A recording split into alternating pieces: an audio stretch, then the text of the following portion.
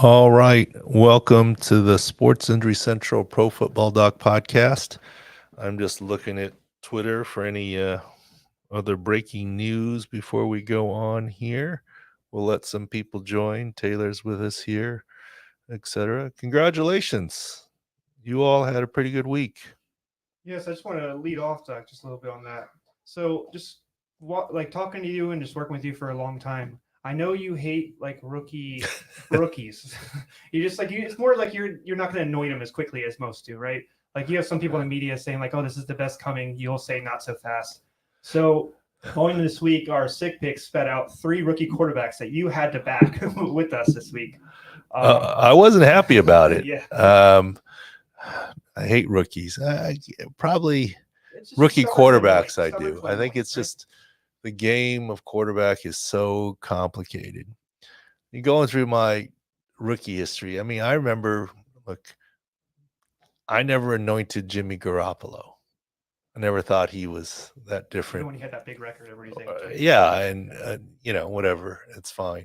I mean, in some ways, Derek Carr's okay. I never anointed Derek Carr. Who are some big name people that have come up? Mark Sanchez, I never anointed when he was hot. This, that, the other. Exceptions. Aaron Rodgers pretty early in his career. Patrick Mahomes, I panned the Chiefs when they anointed him and got rid of Alex Smith. When Alex Smith took him to the playoffs, and he played week 17, Patrick Mahomes did all right, and they made him the starter next year. And I said, that's a dumb, terrible mistake. But they saw him in practice. Now, I will admit, Patrick Mahomes, after 2 games, I anointed him. CJ Stroud, it took me a little longer, but I've anointed him. I don't know. I just don't love rookie quarterbacks in terms of decision making. And this week you had to back Caleb Williams, Bo Nix, and Jaden Daniels, who won by an average of 21 points in their games. They were all favorites. Yes. And that's what the injury number said. It was, I promise you, it was based more on Carolina's non-health on offense and defense, and the Bears' health on defense, and to some extent on offense, than it was Caleb Williams. Yeah, they were all double-digit winners this week. That helped us to the 15-2. I think that's what you told me. It was sides. Yes. Yeah. So we had 15-2 overall, 6-0-1 against the spread. Our player props were 6-2, and our totals were 2-0, and we have 1 for tonight's game as well. So every single level of different kind of bets we did. So you messed up on the props, huh? Yeah, I don't know where the 2 losses are from. Can you mention one of them? We had Jerome Ford under 44, which I had multiple people in the room saying, good bet, because he didn't have any rushing yards the first 2 quarters, I guess. He ended up with 47 with a 3-yard run to end the game, which Doc is telling me they're not going to run, and they did, but then they used another running back, and then they slipped him at the end. Just for last carry of the game, 3 yards, yes. Garbage time. They'd already replaced the quarterback. Right. I mean, they did. The backup running back was in for like a quarter and a half or more. It was the whole drive. Foreman was the whole drive catching the ball, and then Foreman last just a 3-yard gain at the end. But you were trying to hang on that half yard, 44 and a half. Yes. Yeah. And then even just a sneaky the college football, we did well too, 7-2. So overall, huge week for sick picks. We're gonna keep rolling this week as well. You know what's interesting? We love Steve Fezzik. He's helps us out. He talks about us on his show with Jared and whatever. And it was interesting that I didn't talk to Steve much, but he was saying, he's a very honest guy, right? And he's saying, yeah, I don't have a lot this week.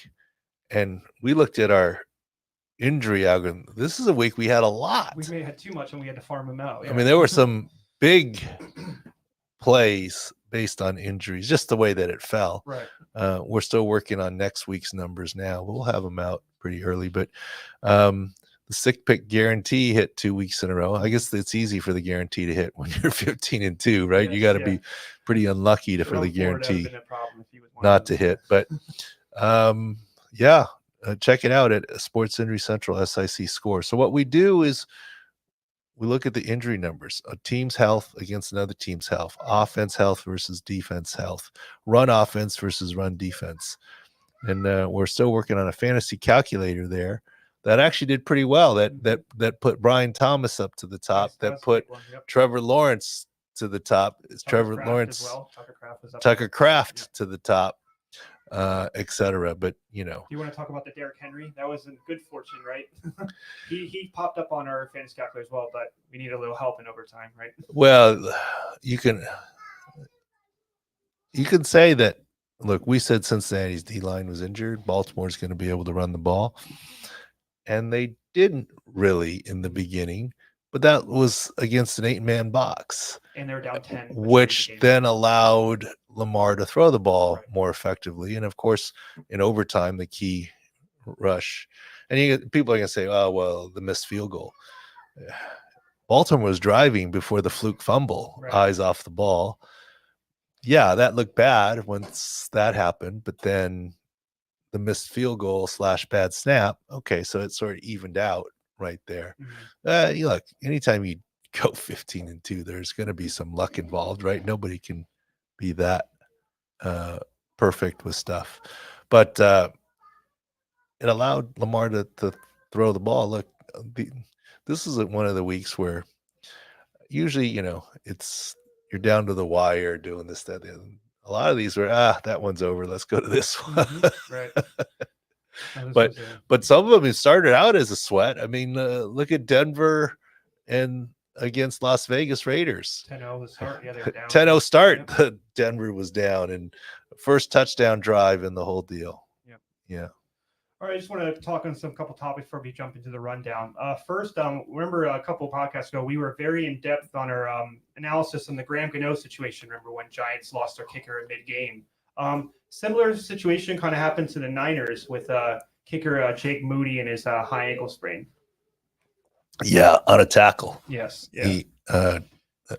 He injured his ankle, right high ankle sprain, his kicking leg, which is a little bit better than the non-kicking plant leg, but either way, it's not good. You make your living with your feet, right? And a high ankle sprain for Jake Moody did not return to the game. He's going to go on IR. They're not going to carry him on the roster. I want to make something clear, though. When we talked about how handle the situation, Shanahan was very clear. He said, this is going to be multiple weeks. We're going to get someone in here as soon as possible. And the reason why is you only have one. And that affected the outcome of the game. At one point, I think San Francisco had to go for a 4th and 23 where they would have kicked a field goal. Now, the punter, Wisniewski, kicked an extra point, right? Or a short field goal. It wasn't extra. It was a short field goal. But he wasn't going to hit a 45-yarder. Yeah, that's why the kicker position is so different and so unique. And part of it is the reason why it's so unique is there's only one. Even quarterbacks, there's a backup. There's an emergency. Every position, there's a backup. But kicker, there's only one. And, you don't really roster a second good kicker.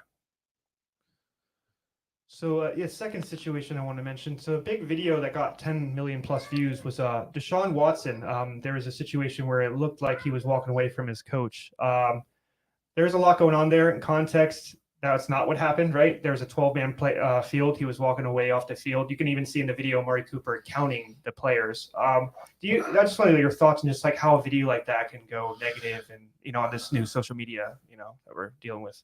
Well, video is powerful, and I'm not comparing the same thing. Ray Rice was just a short little suspension until the video showed up. It was a DA report until video. Yeah. I mean, and that changed the narrative of the whole thing. I'm not comparing the two at all, but video is powerful, and that one, I don't even know who the announcers were. That one might have been fueled by the announcers a little bit. By saying, he's walking off the field. They're not going to take a timeout, are they? This, that, the other. Not knowing the situation, maybe a little bit. Yeah, no, I think you're right. Yeah. And Kevin Stefanski was right to be upset and disgusted. He was like, really? 12 men in the huddle, right? He wasn't disgusted at Deshaun. And Deshaun, to his credit, I mean, everyone's on Deshaun, right? He just walked off the field. He didn't gesticulate. And look, if he would have done that, it would have been obvious what was happening. Instead, he didn't point the finger and he just Mhm. walked off like, okay, I mean, what are you going to do? Once you go into the huddle, you're going to get the penalty, Right, you yeah. know, and that situation. And so impressions, I think, are everything. What was it in the Super Bowl when some 49ers players said they didn't know that the next score wins or something like Yes, that, yes, yeah. or something like where they were caught on a hot mic. As long as the right people know and different things and coaching, I mean, it's just the spin of it. I mean, look, an offensive player, your job is to score a touchdown. Does it make a difference if you know the next score touchdown wins the game there, or it doesn't? Yeah. Defense better know, Yeah, right? yes, Because the touchdown, and sell out on that. But I don't know.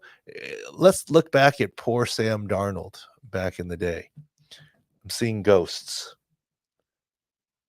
I think that was really unfair.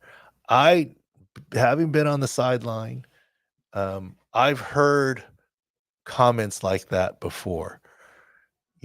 Boy, they got me all confused. I'm seeing, I mean, they're switching off and this, that, the other. Stuff happens. Mhm. It's a safe place, the sideline. Then for it to get put out on the air, I'm seeing ghosts. That made him look really bad. And this Deshaun Watson thing, in the social media era makes him look really bad. And like you said, there's already a little kind of haste to make him look bad. I think Watson, right, on the social media because of his past stuff. So I mean, that's what came out, right? Yeah, but you have to take a look at everything. And this is, I'll give you one. We're getting people to join in and we'll answer all the questions. So you guys know I went to the Padre game on Wednesday. I went on Tuesday and Wednesday. And Tuesday. Wednesday when Joe Musgrove Yes. elbow left the game. Mhm. Got a pretty close-up view. There was a lot of discussion there, and including the guy who invited me. It's like, what's the deal? It's like, well, bone spurs don't go away. They said bone spurs earlier this season. He missed a lot of time. Two IL stints. Yeah. Yeah. I think I would have to ask that.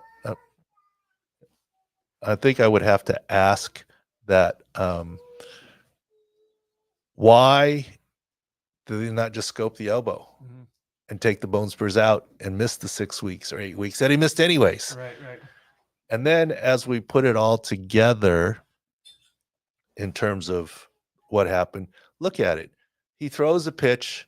Kyle Higashioka immediately knows something went wrong. Joe Musgrove was completely unemotional, just stood there. The manager came out. There was he did nothing, no emotion, walked off like it kind of was nothing. And the team said elbow soreness, right? Elbow tightness, code words. And then all of a sudden it's announced he needs ulnar collateral ligament surgery. And then word leaks out that maybe he had an ulnar collateral issue already. The reality, it was always an ulnar collateral ligament issue. I was wrong to ask the question, why didn't you just scope the thing? You didn't scope the thing to take out the bone spur because it was never that. You were giving him rest, PRP, whatever, and you were rolling the dice. What are you going to do? Reconstruct his ulnar collateral ligament and miss a year and a half before it's actually ruptured? No, you're going to rest and get him back. The reason they didn't scope his elbow earlier to get rid of the bone spurs is there really wasn't bone spurs. It was always a partial ulnar collateral. They just weren't telling the world what it was. So there's a lot of situations. And why do I say that now? Imagine a pitcher who's never had ulnar collateral ligament issues and no internal discussion. Pretty fantastic for the catcher to notice on one pitch, oops, something went wrong. He knew a second, the motion shift. He didn't throw another test pitch. No, they knew. And he walked off the mound like no big deal, this, that, the other. Remember Big Ben when he had the UCL injury in his arm, and he walked off like it was nothing. And afterwards we found out they knew this was a possibility. They were just seeing how it was going to end up. Right. And that's why there was no emotion. They knew that this was a possibility all along. So I guess my point is you got to get the context of the whole story. And that's kind of what we try and do here as best as we can. we're on the outside looking in too, but we're trying to add that perspective. And I think of injuries is very crucial to be right. We don't want to put something wrong or make someone look bad or something. So we try and be open-minded about what's happening. I mean, look, we can ask the question, Jalen Phillips, we're like, we think he tore his ACL, but he returned to play a few games. Mm-hmm. So did the Miami medical staff mess up by putting him back in the game? Well, there's some word that it seems to be a partial tear. And so maybe why on the sideline testing was okay and they put him back in, and now he ultimately still needs surgery. So there's usually explanations for things. Partial. Sometimes you can kind of push him a little bit. But it depends on how partial, right? And then we're already getting into Rashee Rice and partial this, that, the other. But Rashee Rice is going to see a posterolateral corner specialist, the guy who did Jalen Smith's surgery for a knee scope. We said all along we're worried posterolateral corner. Could there be ACL as well? Yes, of course. That's why we don't delete tweets as well, right? We stick with our original. And if we're wrong, we're wrong. We leave tweets. It's promising perfection is ridiculous, right? I mean, look, even with the sick picks, 15-2, yeah, we lost 2 of them. Yeah, 2 of them were props. We didn't get those 2. Mm-hmm. And there were weeks when we were closer to 500. Absolutely. But net, what is it? 18 or something? I don't even know. You don't even worry about the math. Then you add in college football wins. I mean, the bottom line is it's net. We're actually, someone told me, I don't want to miscalculate, but this year on sides, historically, we've been at 55% using injuries. So far this year, I think it was 62.5. 62.5%, yes. Which is, knock on wood, I hope we can. Yeah. Most people would say, and I would have to agree, is probably unsustainable. 62.5% probably is unsustainable. We hope to. We're going to try. But through 5 weeks, 58 is still really good. So I mean, if we drop 4 us, 60, like most gamblers, if you say you're at 60, they say you're a liar. Yeah, that's a very high right? I mean, we've been at 55.1 or 2%, forget 55.1 or 2, depending on how you calculate it across the 5 years. Mm-hmm. We're proud of that. That's pretty good. Right. 62.5. I wish. I'm not sure it's sustainable. Right. Good start though. We got good. I mean, we're a lot higher this week than 62.5, but whatever. I mean, we did find. I guess our comment to Fezzik was, this is one of our bigger weeks that we found inequities just by happenstance. Right. And it was interesting that Steve was saying he didn't see a lot of inequities or bad lines this week. Less action for him this week than typical, but love how honest he is in assessing everything. We're helping each other out, and he's been helping us. It's been a big help. Yeah. So let's jump in the rundown. I have a couple questions already. I'll jump around this list. Big offensive line injuries. We got people questioning about. Your thoughts on Rashawn, Slater, and Joe Alt returning or not returning this week? After remember bye week for the Chargers, right. But ahead of the bye week, after playing the Steelers, they lost 5 potentially first-round draft picks. Turned out only be 4 because Justin Herbert played. Number 1, returning for sure, Derwin James. That was a suspension. Yes. And he says he's not changing a thing. I hope he doesn't get another suspension. I mean, he's returning for sure. Right. We know for sure that Justin Herbert's playing. He had an extra week. He's going to play through his high ankle now.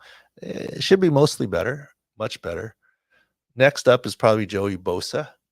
The rest will do him good. We didn't see any significant injury that would make it last. Next is right tackle Joe Alt, MCL. Mm-hmm. Not a guarantee, but a chance. Slater, the left tackle with the pec, is probably another week or 2. So that's sort of the Chargers rundown for the week. Next offensive line someone's concerned about is, do you have a Will Fries update? We posted a lot of information on him. What did you see on the videos? Very significant injury. Well, that was a tib fib fracture, lower leg fracture. That's what we saw pretty clearly. It's still on a Twitter timeline by video. A little bit gruesome. Should be a closed injury, not open. There should not be an Alex Smith situation.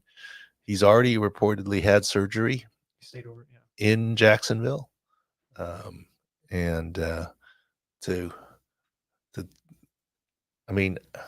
Unrelated to this, I happened to text with the Jacksonville Jaguars doctor, unrelated to this.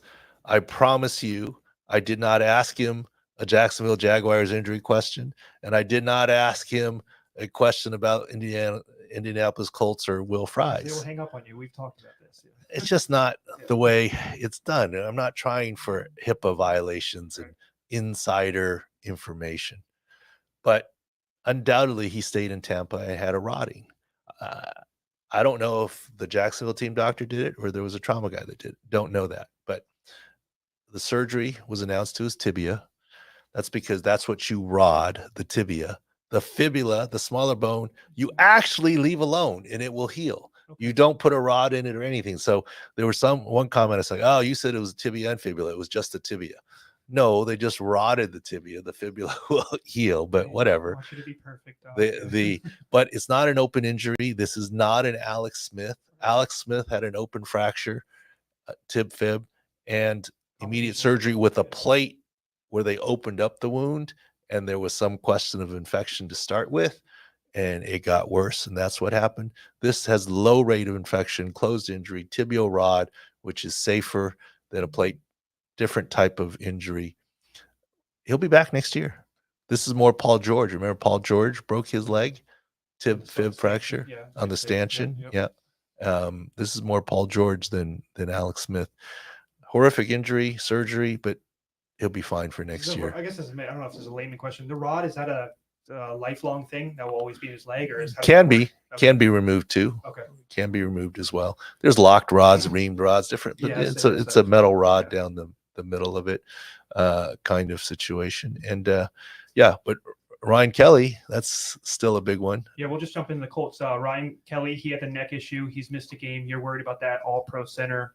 Tell me your thoughts, I guess, on Anthony Richardson and his hip. Anthony Richardson at this point starts to enter the realm of coaching decision. Okay. Do you want Joe Flacco, who tied the game up with 5 minutes to go, down 14, and tied it up? 359 yards, 3 touchdowns. Yeah. Or do you want Anthony Richardson, who might now? I think this is one where Shane Steichen, who's great, who we know very well, who's great, has a coaching decision to make. Do I want to go one more week with Flacco, or do I want to go Anthony Richardson? Anthony Richardson, mobile quarterback, not quite 100%. Let's say, well, let's just ask you or Doug or the audience, if Anthony Richardson is 50%, you clearly go with Joe Flacco. He's probably closer to 80 to 90%. He needs a full run of practice, right? Let's say he's 85%. Do you want to go with Anthony Richardson or Joe Flacco? No, I wouldn't go 85. Well, and you're right. I think a key is going to be if he can get through practice, then I think Shane Steichen will have some confidence to potentially play him. If he doesn't practice and he's relying on a game day injection to play, there's no way Shane Steichen's going to rely on Anthony Richardson. No offense. He's still there goes my bias and hatred for young quarterbacks again. And Anthony Richardson arguably is still a rookie because he only played 4 games the first year. That's what you always say. That's what it helps us get to situations and like information. Like you even said that about Skyler. Like Skyler wasn't really 100% out yet, but you said if he doesn't get 100% of practice, Snoop's going to start, right? And he ended up starting. So like I don't know if it's young, but like you said there's people that need practice you can't just jump in after an injury. Even Jordan Love, you said he's a little newer. He might need the full practice to be good, but other players like Rodgers maybe not. But new guys, the issues, but I think it's a coaching decision this week. Anthony Richardson is an option, but I guarantee you, if he's not playing or not the starter, Shane Steichen's going to say his hip still bothers him, the oblique still bothers him. I mean, same thing, and we'll get to Will Levis too. It's what people do, hiding behind health. Jonathan Taylor is less likely to play than Anthony Richardson. I think JT is still out from his high ankle, Jonathan Taylor. Richardson's in that questionable realm where it's a coaching decision. It's not John Taylor. You made fun of me earlier. That's a big Colts thing, but their score is really low going into that game. Will Levis, that like he said, he mentioned a little bit. that could be a coaching decision, right? With that shoulder injury going into the game this week, they have made it is absolutely a coaching decision. It was a coaching decision on Monday Night Football when he heard it. Right. He was still on the sideline, helmet on. He was available to return to the game, but it was a coaching decision because he said, well, forget the fact that there was one early bad pick already, but let's say you're 80% Will Levis. Do you want Mason Rudolph or 80% Will Levis? Yeah, you want Mason to game. And it's easy for the coach to say, no, I didn't bench Will Levis. If he's healthy, he's my starter. Now, what he didn't fully say, if he's 100% healthy, right? I mean, where do you draw the line? 90, 95, 85? I don't know. That's a coaching decision. So I'm not doubting Brian Callahan. I actually think he's a good coach. I don't know him personally. He's hiding behind health. That's okay. That's normal. You don't want to demote your starting quarterback and then play yo-yo. I guarantee you this is what he's going to say. If he's going with Mason Rudolph, he's going to lead with Will Levis as the starter. He's just not ready on the shoulder yet. Okay. I am very confident that if this were Josh Allen, and I'm not saying Josh Allen is tougher than Will Levis. I'm just saying if it's Josh Allen, he's 100% playing this week after the bye. He would have probably come back into the same game if it were Josh Allen. Speaking of, you're doing very good leading in. Josh Allen's the next guy on my list. He had a little bit of head injury, a little bit, right? Not really. People are saying he got knocked out. I don't know if we really saw that. What are your thoughts on that? He had an ankle injury as well, he mentioned after the game with the head. Well, like Josh Allen, look, Josh Allen, he wants to play through everything. Yeah. He's saying it's an ankle issue. You could see he didn't even want to get checked, but that check is mandatory, right? Because he hit his head on the ground and it was a pretty good shot. I can't judge that he was out. I mean, does it warrant a mandatory check? 1,000%. Right. If there wasn't a buzz down from the eye in the sky, that's a mistake. If the referee didn't step in and say, the referee was responsible to watching the quarterback to the end, didn't say, you got to go off for a head check, that's a mistake. I won't say if the Buffalo Bills medical staff didn't see it, because ground level, what bodies, opposite sideline, okay, did you really see it? Maybe, you hope so, but, I've been there before. There's some things you see very, very clearly across the field. Most fields have a little crown. Did he really hit his? I mean, that's why you have the eye in the sky and the referee and the other people. There's 1,000% that deserved a mandatory head check. Right. And remember that ultimately who was involved in that was the independent neuro in Houston. They don't fly him in from Buffalo. Right. There's a guy on the Texan sideline, not affiliated with the team. There's a guy on the visiting sideline, not affiliated with the team. But they live in the Houston area. If their chances are good, they're more fans of the home team than the other team. Right. So there's no shenanigans here when Josh Allen clears. That's all I'm saying. Now, could he have fooled the independent neuro and the team doctors? Could he really had a concussion where he saw lights, but he said no, he didn't, and walked it off a little bit, and then passed the screening test and denied symptoms, even though he had some? Is that possible? Yes. I've seen it done before. It's possible. A lot of the tests are very subjective. Like if you don't have a vision issue or a balance issue and your memory is good and you remember the play and you answer the 5 questions and you finger to nose and do the things, many people can have a concussion and yet pass the screen.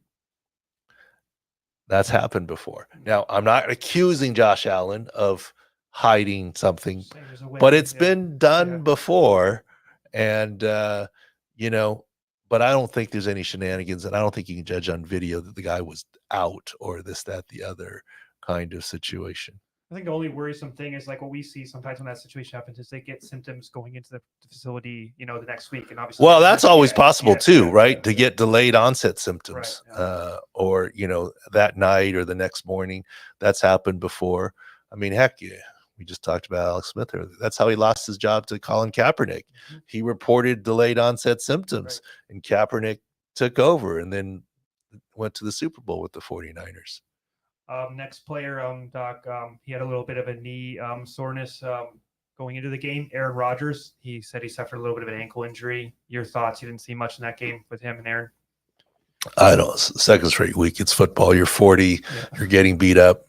They said it's harder to come back from stuff like that. They said on the broadcast. I guess that might be the case. 40 years old, the knee hurts a little more. But is 40 old to you? No, it's not. Oh, it's not? No, oh, good. Not. I thought no, you would have said no, yes. It's not. No, it's not. I Well, guess it's because I just had my 32th birthday, so that's only 8 away, and I don't think I'm old. So let me let you on a little doctor secret. Definition of old and young. Older than the doctor is old, younger than the doctor is young. So that's like a little thumb. Aaron Rodgers is young. What about the head coach? Older than the head coach, or younger than the head coach? Or equal to the head coach. Yeah, that's a whole nother topic. Yes, But yeah. no, I don't see Aaron Rodgers being a problem. Like if you're relying on his legs to be mobile, front leg, front ankle, got twisted up. If you zoom in, judging my reaction, that's another Aaron Rodgers facial meme. You know, he has these gifs or gifs or whatever memes of the turf. Like his face was pretty contorted there. Yeah, it hurt. Hurt, not injured. Yes, he's fine. Talking about the questions earlier. One of the top fantasy running backs, Devin, Achane. No. Achane. Watch your face. Achane. Achane. Achane. Achane. You got it? Look, Devin, let me just tell you, all my mispronunciations, that guy's fault. Yes. He says it in the room, and I start listening to him. Don't listen to me. All right. His concussion. I mean, for years now. DeBull said, "Who's DeBull?" Brian Dable. Yes. Not Achane. I have issues, Doc. All right. Your thoughts, Snowflake? You don't know 100%. It's a concussion. How do you, how are you going to judge that? 50% of the time they return, they don't. It's 50% they don't. Let me tell you about a concussion we have a little bit of worry about. We fully expected Malik Nabers. The extra days, yeah. With the Thursday concussion to clear. He didn't even get in an LP practice. If he doesn't start with at least an LP on Wednesday, he's going to be out again. Just based on reading tea leaves and timeline. Hopefully he has an FP the next Wednesday, the first time they report. Game, so I guess he has a couple hours extra. But that doesn't. Whatever. Yeah. That Wednesday, yeah. He needs at least an LP, if not an FP. If you see a DNP on Wednesday, you're starting to get. If you go 13 days and you're still DNP, are you really going to go the next day LP, Thursday and Friday FP? That's flat. Yeah, too quick. Yeah. So right. I think that's going to be key. Achane, we'll see. Concussion, half of them return. That was one thing. Nabers is a worry. Yeah, on the right tackle for the Bucs is interesting. He's missed 3 straight weeks for the concussion. He has popped a couple LPs though, so I don't know if there's just symptoms or whatever. But that seems like when I would talk to you, once it's past 2, you got to start working. Well, it's a graduated program, right, of return. So they've tried, and maybe he's had symptoms after the LP. I don't know, but okay, it's statistically about half return the first week and the vast majority the next. But once you don't return that third week, starts dipping, the number, it's the Wild West. Don't know what the timeline is going to be. Yeah. So we'll have to see on that. We skipped over some. Let's see, the London game. Yeah. Aaron Jones talked to me about. Yeah, well, you're all. I got it. I just got you saying wrong names, and you're all flustered. I apologize. ADD. No, just joking. Yeah, of course. Aaron Jones. But you saw a little bit more, maybe a hamstring on that. That looked like proximal hamstring to me. They've been saying hip. Close enough. It's the hip area. What's in a name? It's legal to say that. He has a bye, so you expect him to come back after the bye. I do think he has a chance. And we saw a report late yesterday from one of the big boy reporters. I don't remember if it was Rap Sheet or Schefter, of something where he may return after the bye. And I think that's likely. The proximal hamstring, they actually heal easier, more blood flow.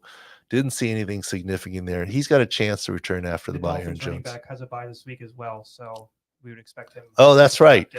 I revised that. Yes. Achane guaranteed not to play this week. Yes. All right. So bye week. I got 3 other running backs here. Let's talk about first the Texans running back. Joe Mixon. Is this his first chance to return from a high ankle this week? Remember all that when he returned to the game and we posted high ankle and when people shellacked He's us. back. And, I was like, yeah, but he's not going to be the same. And then So- he's missed 3 weeks now since. Is that right? I think. Yes. But anyways, 3 weeks. think Jonathan Taylor, similar. Mhm. And Jonathan Taylor is a re-injury to the high ankle. That's why we're like still down on Taylor playing. Mixon's close. You know, I'll tell you something here. I always try and be positive. Mixon, the number one running back, more likely than Dameon Pierce, The hamstring. the hamstring. But Mixon also more likely than Nico Collins. Okay. Yeah. See what I did next there? guy, Speaking of Nico Collins, yes. Don't think Nico Collins is going to go. So he pulled his hamstring on the touchdown catch, or he had it before. Yeah. Aggravated, Mhm. pre-existing. I think they want him to get straight. And I think it'd be hard for him to play this week. I think Mixon more likely than Nico Collins to play. You know, we need those what is it? Prize Picks, Underdog. It's one of the people that date injuries. no, it's one of the sites that we work with the promotion code SIC. They have this game where, you know, one athlete against another, who scores more points, like heads up. Underdog. Underdog. Yep. The heads up. Yes, the head. Yep. So we need an injury return heads up. Mhm. Then we could win Cooper Cup before Puka Nakua. And we'll get to that one. We could win Joe Mixon ahead of Nico Collins. You know, that's what we need. We need the underdog head to head. Who comes back when you go on first? DraftKings and you see like the Michael Vicks and stuff up top, we need to see you with like telling us which injury to go. You don't need to see me. You just need, you know, the which player returns first. Yeah. We can play that game. Two running backs are dealing with groin injuries. They both missed their first game last week. Zamir White and Devin Singletary. Is it hard for running backs to play through a soft tissue groin like that? Well, first of all, you know what I'm going to say. Yeah. First of all, it depends on the severity of the groin strain and the type of running back. I know. Okay? It depends. Yes. So you got Zamir White, more of a plotter type. He missed his game, and Singletary, more of a speed guy. Maybe affects Singletary a little more. Cutting and speed backs more affected than who should I'm not trying to throw anyone under the bus. More than who's playing tonight? The Chiefs. Carson Steele. Carson Steele. Carson Steele might play through a groin. Okay. All right. Back Darren Sproles not playing through a groin. I mean, I don't like rookies. See. No. I'm just giving examples of types of people. Yeah. I mean, you think about it. That's why we said Daniel Jones. Look, we were very low on Kyler Murray last year, coming off his ACL, and we were pretty high on him this year, second year back. He's done pretty well. That was a nice win they got. But we weren't really that down on Daniel Jones this year. Because the type of runner he is, yeah. He's a giraffe, straight line. Mm-hmm. And he's been running well and has no issues, yeah. Just people off to buy AJ Brown and DeVonta Smith. You expect them both back this week? As much as we said Eagles are in trouble against Tampa before the bye. Because of AJ Brown, that LP wasn't real on Friday before Tampa. Lane Johnson, that wasn't real, concussion. And DeVonta Smith was already ruled out. I think all three come back healthy. And so Eagles, from a 6-score perspective, that because they become one of the healthier teams with all those with a big delta. Yes, absolutely. Up delta, good delta, not bad delta.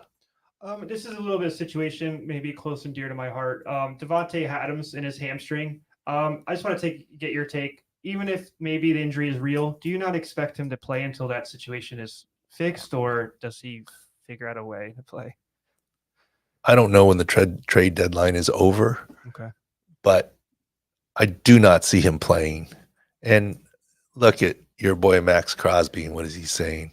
I'm worried about the Raiders. Translation, he's already not on the team in his mind. No, I don't mean that in a negative way. November 5th, by the way, is the deadline. He goes back out on the Raiders and tweaks the hamstring more and becomes untradeable. It's not happening. I mean, the not only, to be fair to Davante Adams, I'm not saying he's not injured still. I'm not saying he doesn't have a hamstring. But the Raiders don't want him on the field to make him untradeable. Right? Right? I mean, That's been done before. They sat Derek Carr because they were trying to move on from him. Yep, Russell right? Wilson last year as well. Russell Broncos Wilson was yeah, sat. So, yeah. look, what I don't understand, and this is why I'm not a GM, contractual second round pick for Davante Adams seems like a bargain, but he's over a certain age. I think. Yeah, I agree with you. I've got the perfect trade. All right. I have to say that I don't think I came up with this. I saw it somewhere, so Okay. I apologize to whoever. You know Tom Telesco, so give it to him. Give it to him. No, I know Tom. I've talked, but you're not going to do that. Not only am I not talking to Tom Telesco about how bad his hamstring injury is, there's no way I'm asking him. I mean, look, it's. I mean, the trade that you saw with Davante Adams. The trade is Tom Telesco, former Chargers GM, now GM of the Raiders. Davante Adams to the Jets for a second round pick, or maybe a third round pick in Mike Williams. Tom Telesco drafted Mike Williams. He did. And the Raiders can say, well, we got an asset back for this year that we're not tanking, Health concerns, though. He drafted Mike Williams. Yeah, he did. So Mike Williams and a third instead of a second for Davante Adams. That's my twist. I think the original people said Mike Williams and a second. They're asking for a second. They're asking for a second singularly. Yes. Exactly. Singularly. Maybe a third and Mike Williams.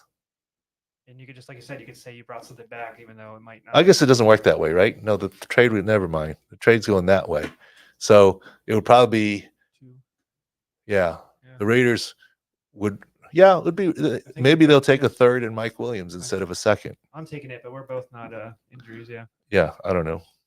I'll just rehash that. Someone just jumped in on the Nico Collins injury. You're worried hamstring re-aggravation, likely to miss this week, correct? Yes. Okay. How much more? I don't know, but I think it's pretty unlikely that he plays this week. It's early and it's hard to judge hamstrings, but you came into one and you didn't finish a game. You caught a key touchdown. You're not going to put him back out there again to turn this into long term. And some of this, and this is, I've been there before too. If this was to make the playoffs, or this is to salvage the season, they're going to throw Nico Collins back out there and say, well, this isn't going to be, it's not going to change the trajectory of your career if you make your hamstring worse. But they're 4-1. Not that you're going to say we don't need Nico Collins, but they'd rather sit Nico Collins for a week, even 2, than risk losing him for 6 to 8 if he aggravates the thing. And they have depth. They have Stephon Diggs, Tank Dell, so they should be able to win. And like you said, they're not like in danger. I still want to. I've talked to some people about it. We've never done it because I tried to do it a couple times last year. I'd love to get someone like Norv Turner, friend of the show, and then I tried to do this last year. Norv Turner, Mark Dominic, myself. So you have, and then even a player. Then you'd say, here are the player concerns. Here are the doctor concerns. Here's the teams / coaching concerns, and have a real discussion about a scenario like we used to have. I think that would be an interesting concept for people to do. I keep bringing it up to people, but that would be one of the discussions that you would have, which is, okay, what are the chances of making it worse? And what would it mean for Nico Collins? So are we better off resting him? When's the bye coming? Who's the opponents? What do we have personnel-wise otherwise? Where are we standing? What does the player feel like and how effective can they be? And it easily could be Nico Collins wanting to play and the team saying, no, let's be smart here, right? And we'll see. Quick, did you want to give up a CMC update? Someone was asking for it. He already came back from Germany, had the procedure. What would you think the next? Well, there's some reports that he's been on a side field.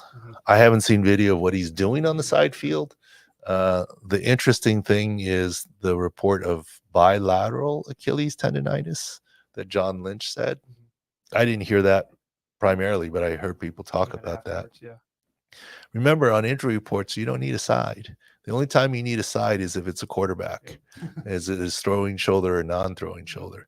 You don't need a side. Out or LP or DNP or whatever knee is all you need. It could be both knees. Right. You're just stating the body part and the reason. So by their saying Achilles, they were actually specific. They could have said leg. They could have said heel. They could have said ankle. It's all close enough. But they said Achilles, so they were honest. But they didn't need to say both.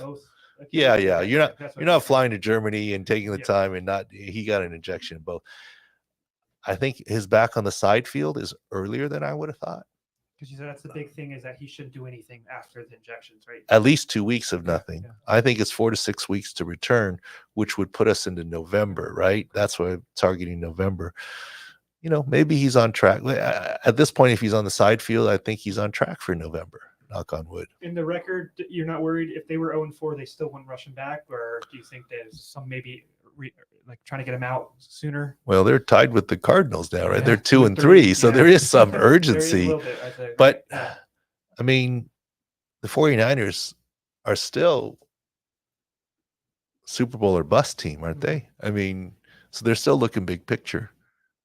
As long as they make it to the playoffs and have a path to the Super Bowl, they would rather have CMC healthy to help them along that path than let me ask you this question. Would you rather win the division and get a first round bye or be in the wild card round and have CMC for sure healthy? I don't think it matters. I think if you go 9-8 and barely make it, if you have a fully healthy CMC, that's what you want. Game, that's what you want.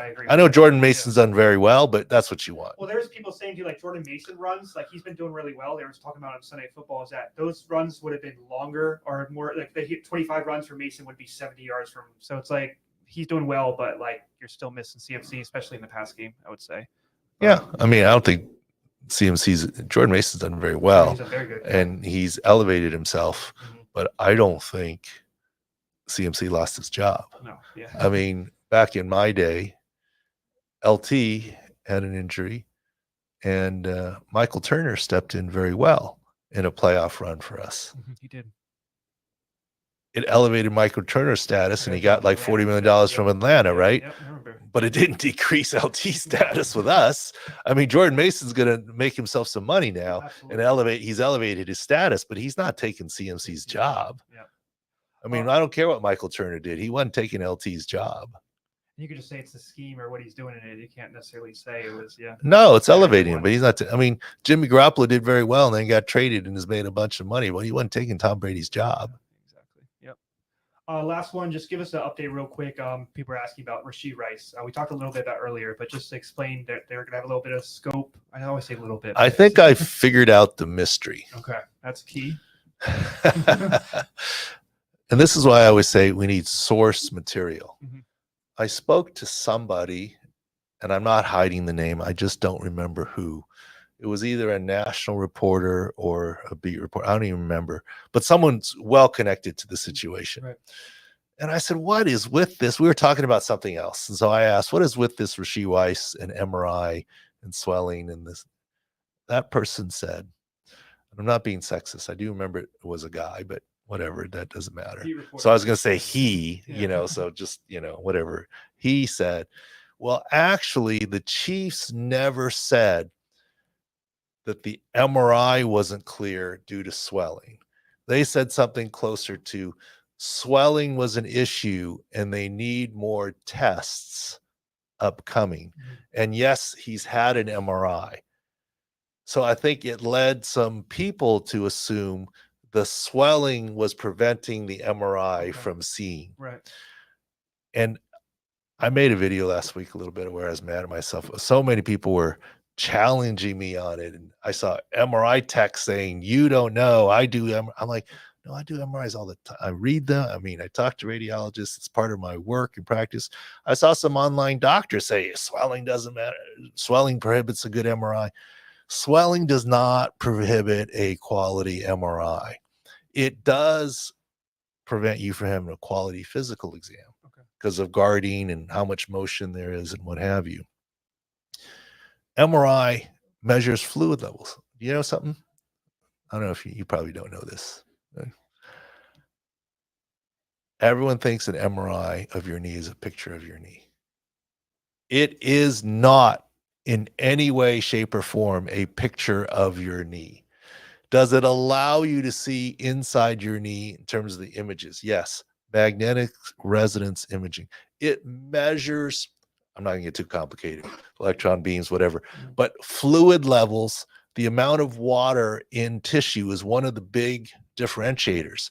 And in some ways, swelling is like injecting contrast. It actually, if anything, can help the diagnosis some. The only time is the swelling, let's say in an ACL, exaggerating the partial tear of 20% because the remaining 80% is swollen, or is it hiding? It may be. That's sort of, but a full ACL tear would be seen, period, end of story. So there are some isolated incidences, I suppose, where swelling like can. Or something on the field, the swelling is harder. But now what are they saying? That they were going to put him on the field for some tests, but now they've decided to get the knee scope for diagnostic purposes to look inside and look at it. From a PCL doctor, you said. Right? From a PCL post-lateral corner doctor, Jalen Smith's doctor from Notre Dame days, Cowboys, who was fixed Cowboys. And so we still think it's post-lateral corner. Is there ACL involved? There's no better way. Exam's pretty good. MRI is really pretty good, but there's no better way of sticking a little camera in there and taking a look at it. And hopefully from that leaves the door ajar for him to return later this season. But it's like December return. It's not October, November. It's December or playoffs at best. So there we go. That's the end of the rundown. We did a bunch of the questions that we took. I just want to mention the MLB real quick. Our playoff 6 scores did really good in the opening wild card round. Every single healthy team advanced, including your Padres and my Phillies, which is good. My Padres, my son's Padres.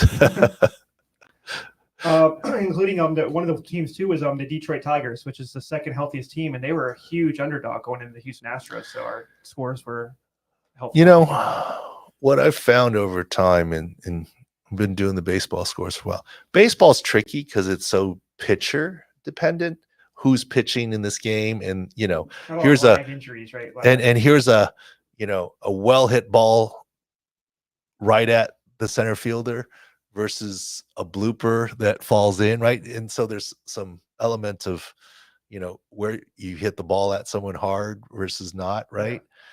There's element of unknown. But what we found is when you look at the 6 scores for a team, they've really been very predictive, especially in the early rounds. Yes. By the time you get to the World Series, less so. And that's kind of the same football. In the wild card rounds, we kill it. Yeah, we find some good mismatches. By the time you get to the division, less so. There's like one pick and we don't know. Less so. Yeah. And then by the championship game, out of the very few. And then Super Bowl, unless there's just a brand new injury, they got there for a reason. Right. I mean, if you go by what we say is the healthier team has a better chance of winning.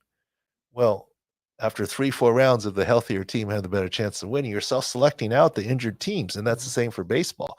So I think the series plays have been pretty good. But you guys can go look up what's still posted there from the wild card round. Been pretty good, but it gets less every round, I think. Right now, so you're saying the Padres are healthy, and the Padres are playing the Dodgers, who are the most unhealthy team according to 6 scores. So that's they also might be the best team in terms of lineup. If you look at it, it's like a 60 on their pitching and like 90 on their hitting. Right? There's just the pitching for them. The pitching for them, but they got a heck of a lineup there. But you hit 6 home runs yesterday, so gonna match them. That's all, right? And then what do you call it?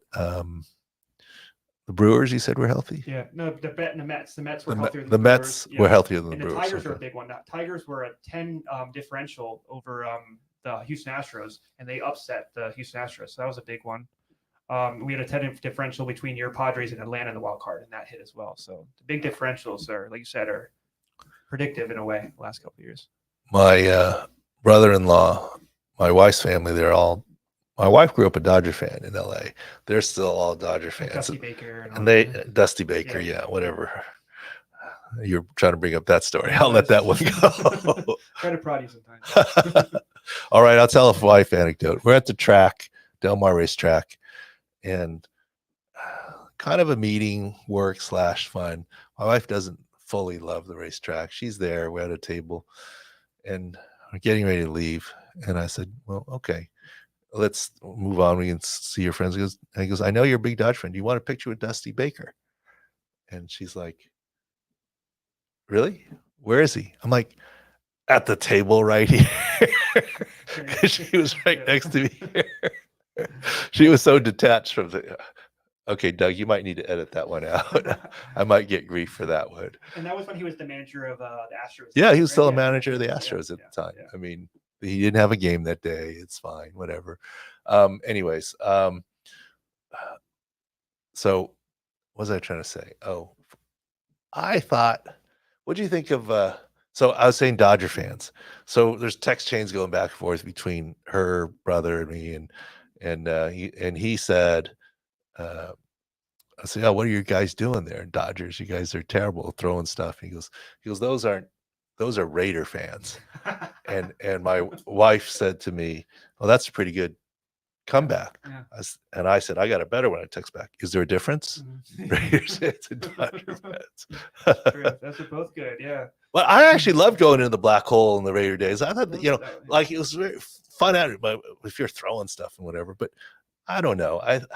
Look, this is going to sound controversial. I'm a Padre fan. The Dodger fan had every right to try and catch that ball and even take it out of Jurickson Profar's glove, because Profar was into the stands. The fan has no right to reach over the fence and do anything. Right. But Profar has a right to go into the stands, but at your own peril. Right. The fan didn't do anything wrong. If anything, Dodger fans would say should have done more to dislodge the ball, and it would have been legal. Or you should have hit him when you threw the ball out. You missed him. Oh, well, that's bad. I think that's bad. Hit him when you throw that. Don't throw stuff. Don't throw anything. Anyways. Don't throw stuff. Okay. But my thought during the thing, and I was, watching the game over the friends, whatever, a bunch of people there. I was like, and the sound wasn't really on because there was a lot of people. So people didn't know what was being said on the air. And they were asking me what's happening. So, they threw something. I said, my big thing was, I get player safety, and people were asking me, what can you ultimately do? Well, ultimately you can make them forfeit the game, but that's never going to happen. Right. I mean, ultimately you could, if it were a real danger. Right. But, but my point is, I was like, man, what about you, Darvish? He's standing there on the mound for 15 minutes doing nothing. Okay. He gets another warm up period, but it's just like, it was selfish a little bit. Yeah. I was like, man, it's, and I'm glad he got out of it. Was fine. He didn't affect him at all. But I was like, oof, that's you're making a big deal about this, and that's good, I guess, for your safety. But you got to worry about your pitcher and his, standing around on the mound there. But anyways, all's well. Yes. 1-1. I just want to make sure we got hockey and NBA going around the corner. NBA we cover extensively. We have court views, insights, everything. So that's all I have. We've got to run down. Doc, any last notes? No, we're good. Let's see if we can maintain that 62.5. I know 15-2 is not repeatable. We hope so, but that's as long as you get a couple of units every week. We've been doing well, but let's see if we can keep an unbelievable stat of over 60. Yes. We'll take 55, but let's see if we can keep over 60. And the sick data, that's all there too. You can do your own analysis. And I'm telling you that fantasy calculator, when you look at it, that'll make some players pop. Brian Robinson had a 50 prop. He had 120 plus yards. So there's some nuggets in there if you can look DFS and use it for your own fantasy when you're deciding between two different running backs. Look at the health of your offensive line against the health of the defense front seven that you're facing, etc. Make sure you sign up for Sick Picks is right, and like and subscribe, Doc. Yep, sounds good. All right, thanks guys, appreciate you all. And Monday Night Football tonight, and then back at it again Thursday night, and then in the cycle again. Thanks for watching and listening. Sports Injury Central Pro Football Doc podcast.